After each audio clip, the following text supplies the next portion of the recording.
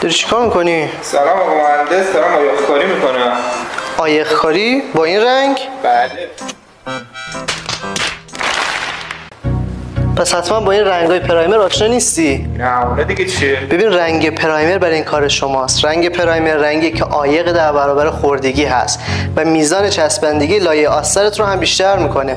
چون اون رنگی که داری میزنی برای این کار ساخته نشده، اما این رنگو ما ساختیم برای همین کار که بتونی هم عایق بکنی و هم بتونی پوشش بعدی رو هم راحت انجامش بدی. خدمت شما.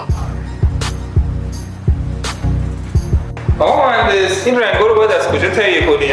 این رنگو میتونی از شرکت نیاگوستر تهیه بکنی. شرکت نیاگوستر تونسته جزو اولین شرکت‌های تولید کننده فناوری این رنگ در سطح کشور باشه و میتونی با بالاترین کیفیت از خود شرکت نیاگوستر تهیهش بکنی. چقدر عالی.